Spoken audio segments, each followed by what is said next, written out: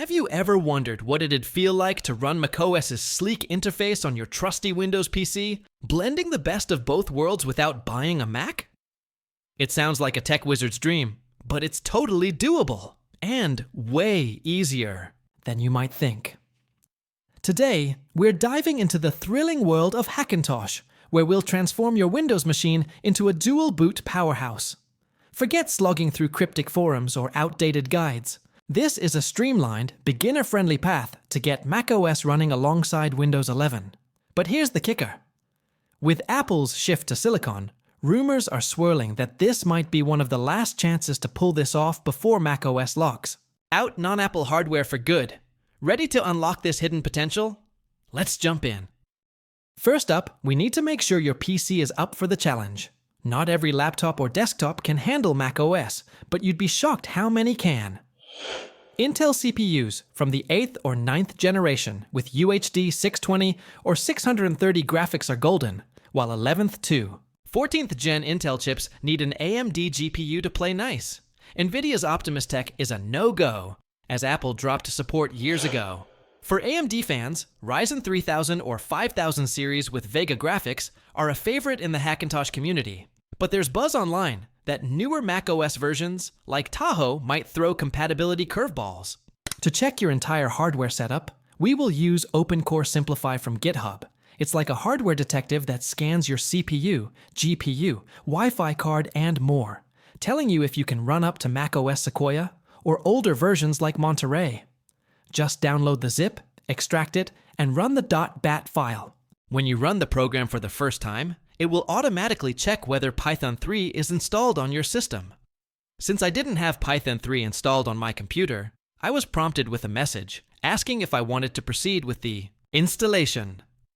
I typed Y and pressed Enter to confirm, and the program then initiated the process to download and install Python 3 seamlessly, handling all necessary steps to ensure it was properly set up on my system.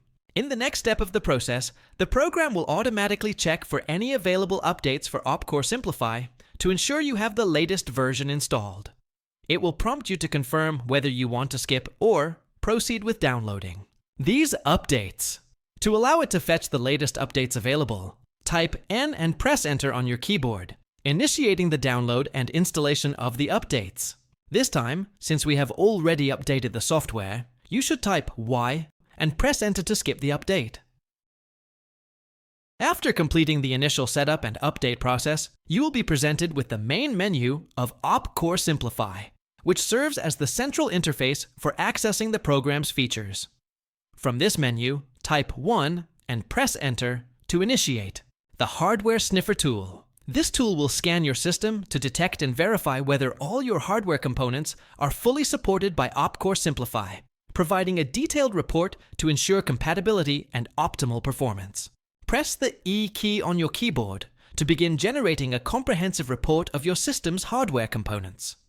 Once the report is displayed, carefully review it to identify the text highlighted in green and light blue, as these colors indicate.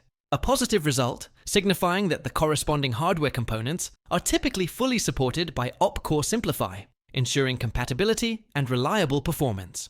The hardware report generated by OpenCore Simplify indicates that my CPU is compatible with macOS versions up to macOS Tahoe, providing sufficient processing power for that operating system.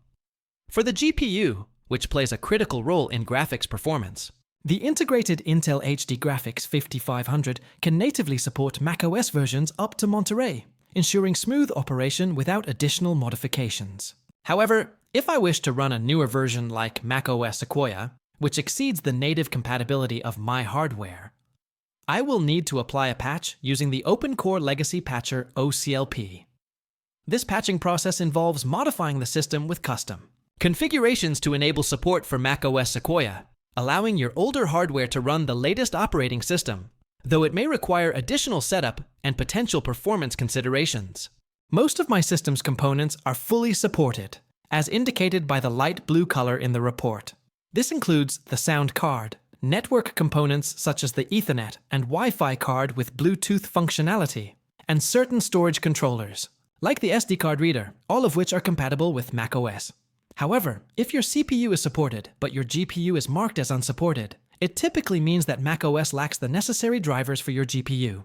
As a result, you may experience noticeable lag and sluggish performance when navigating the macOS interface, leading to an unpleasant and suboptimal user experience. If the OpenCore Simplify hardware report confirms that all your hardware components are fully supported, this guide will provide clear, step-by-step instructions to help you install macOS. The process will set up a dual boot configuration, allowing you to run both macOS and Windows on the same system, which is ideal since many users. Notably, this installation method does not require a USB drive, making it more straightforward. I'll follow the same proven procedure that has received positive feedback from viewers on my channel, ensuring a reliable and user-friendly experience. To proceed with the next step, press the Enter key to move forward in the program. At this point, you'll be presented with a menu where you can select the macOS version you want to install by typing the number corresponding to your chosen version. The program has already pre-selected a macOS version that aligns with your hardware's compatibility based on the earlier hardware report. While you have the option to specify a different macOS version if desired, for now, I'll stick with the pre-selected macOS Monterey version, as it's fully compatible with my system and ensures a smooth installation process. On this screen in OpenCore Simplify, you'll be prompted to choose which KEXT driver you want to use for your Wi-Fi card, with two options provided: Airport ITLWM or ITLWM. Each option includes a brief description explaining its purpose and supported functionalities to help you make an informed decision.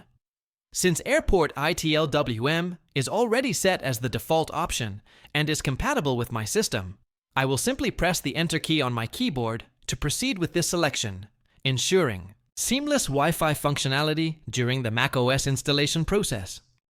From the main page of OpenCore Simplify, we have already completed steps 1 and 2, which involved checking hardware compatibility and selecting the macOS version.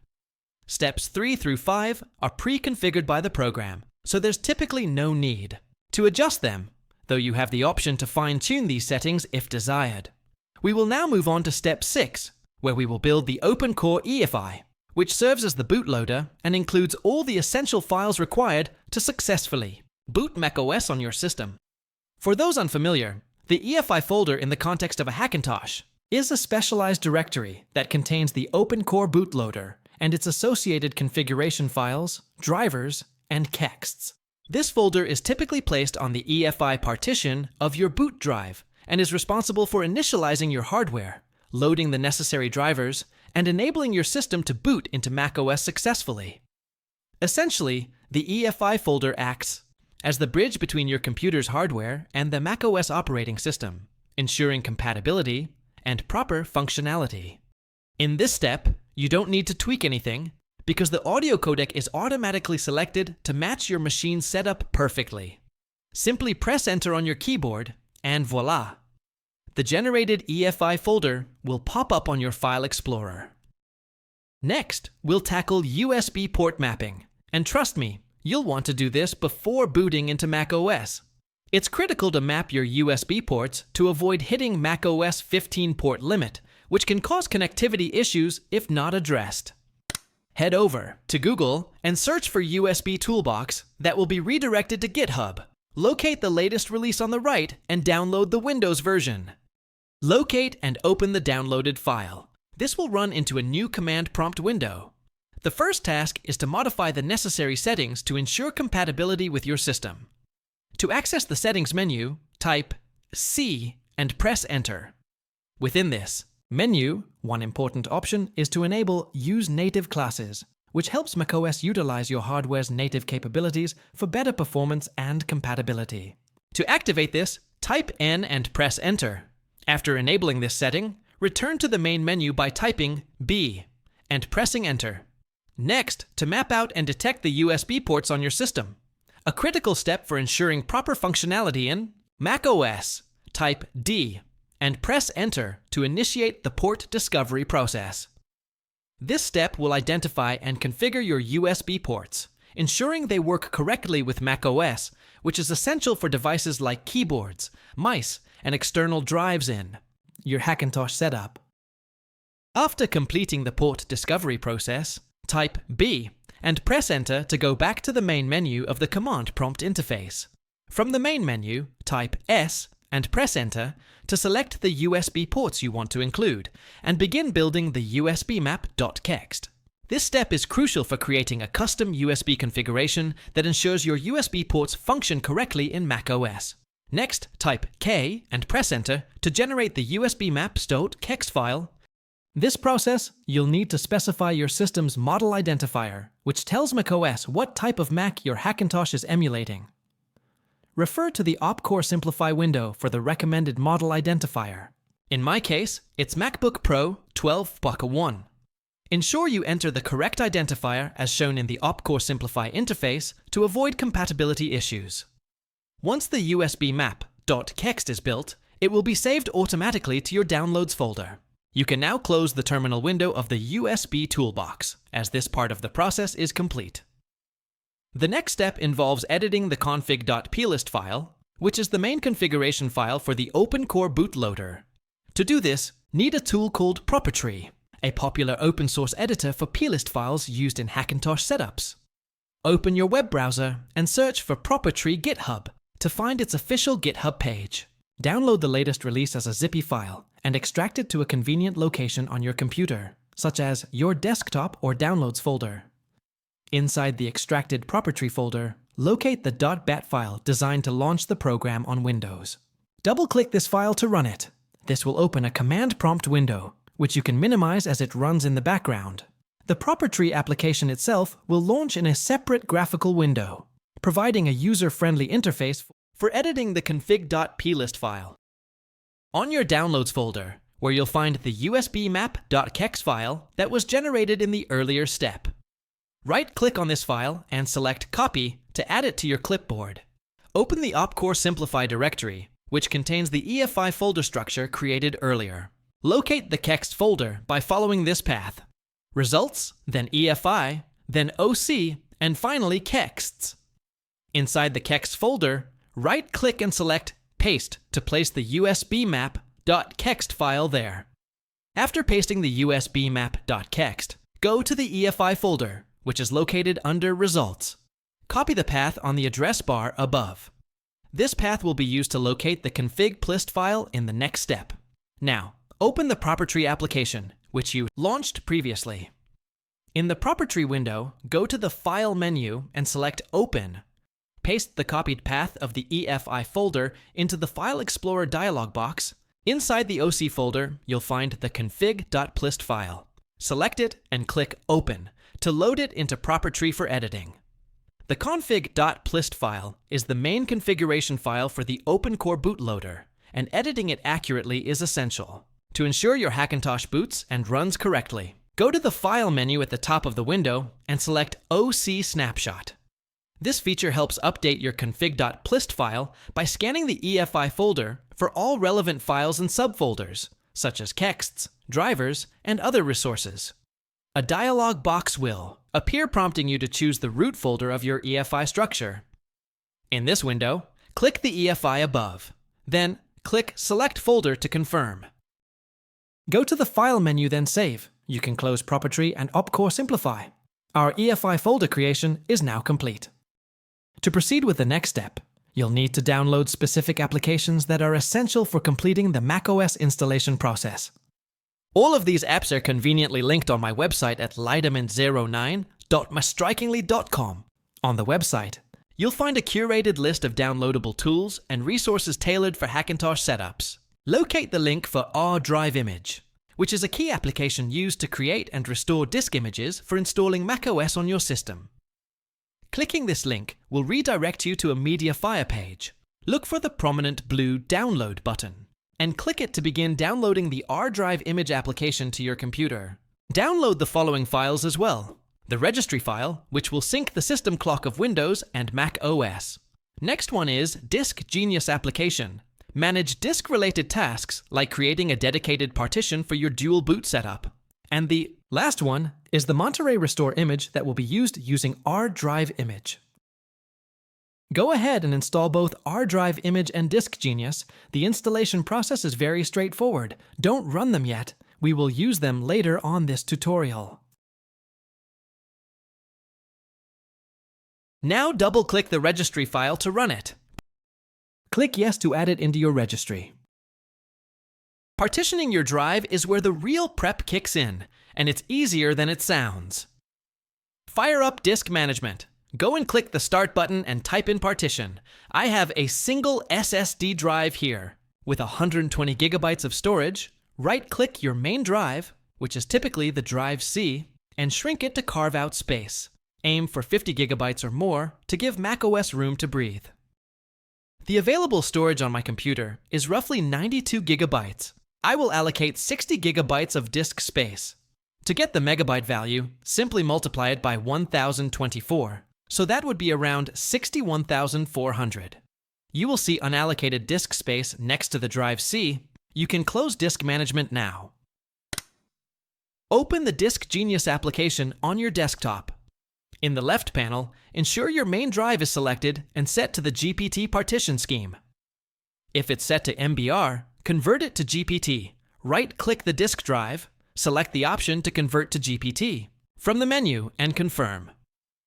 Next, right-click on the free disk space and select Create New Partition. Set the file system to EFI System Partition. For the partition size, enter 300 megabytes. For the volume label, type OpenCore Partition. Click OK to confirm.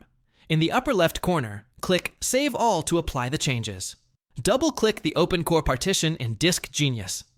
Open a new File Explorer window and navigate to the OpenCore Simplified folder. Locate the EFI folder generated earlier and drag it into the Disk Genius window. Click OK when prompted. Afterwards, you can close out Disk Genius for now. Locate the macOS Monterey Restore image on your Downloads folder. Double-click it to launch R drive image. Type the password as lightmint09. Click the source above, then click the unallocated disk space below the target disk. Click Next, and it will proceed to do the restoration. You can close R drive image afterwards.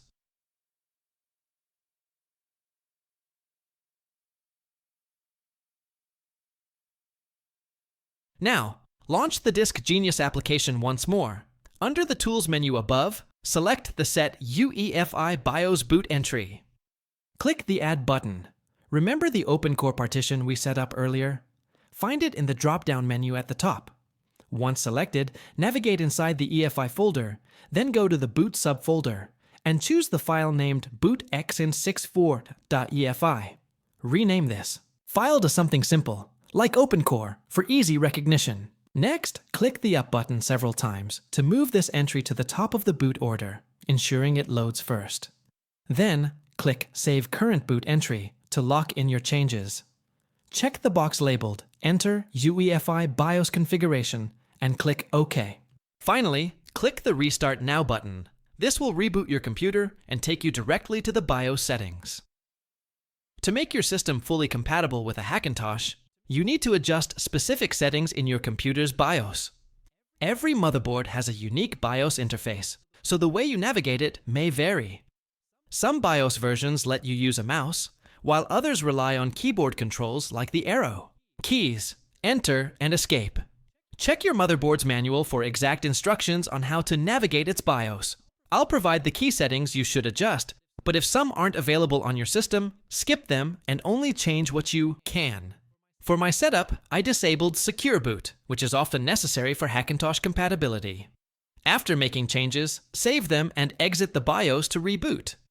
When your computer restarts, you'll see the OpenCore boot screen, where you can choose which operating system to start or access handy recovery tools. Quickly press the right arrow key on your keyboard to highlight the Monterey SSD option. Then press Enter. This will begin loading macOS. In my case, after the second reboot, the system launched the macOS out-of-the-box experience, which is the setup walkthrough for your new macOS system. Go ahead and follow the on-screen prompts to set it up. You'll soon land on the macOS desktop.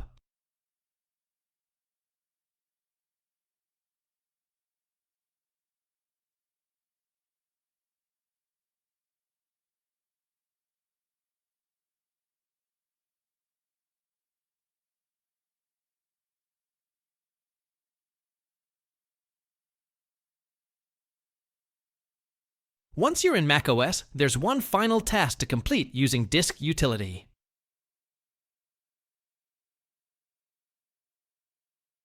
With the Monterey SSD selected in Disk Utility, click the Partition button at the top. Look for the free space area next to the Monterey SSD, select it, and click the minus button below to remove it. This action merges the free space into the Monterey SSD, maximizing its storage. Click Apply to confirm the changes, then hit the Partition button to finalize the process.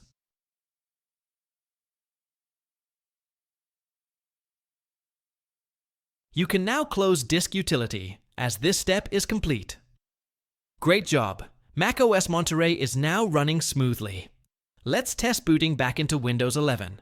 Restart your computer, and at the OpenCore boot screen, press the left arrow key to select the Windows drive, then press Enter. If everything is set up correctly, Windows 11 should boot without issues. If, for some reason, you encounter a blue screen error during startup, don't worry. When your computer is booting, press the boot menu key, often F12, but check your motherboard's manual or a reference screenshot for the correct key. From the boot menu, manually select the Windows Boot Manager to start Windows. If you ever decide to remove macOS and revert to a Windows-only system, here's how to do it. Open the Disk Genius program, which you downloaded earlier. Right-click the macOS partition and choose Delete Current Partition. Next, locate the OpenCore partition and delete it as well. On the upper left corner of Disk Genius, click Save All. To apply these changes, then close the program. Now go to the Start menu on Windows, search for Disk Management, and open it. Once it loads, right-click your C, Drive, select Extend Volume, and click Next twice, then Finish. This will restore your drive to its original state, as it was before the macOS installation. That's it! You've successfully walked through the steps to install macOS Monterey on your Windows PC. You've tackled the process like a pro. Your system should now be ready to boot into either macOS or Windows, giving you the best of both worlds. Don't forget to share your experience in the comments. And if this guide helped you, give it a thumbs up and subscribe for more Hackintosh tutorials. Thanks for following along, and I'll see you in the next one.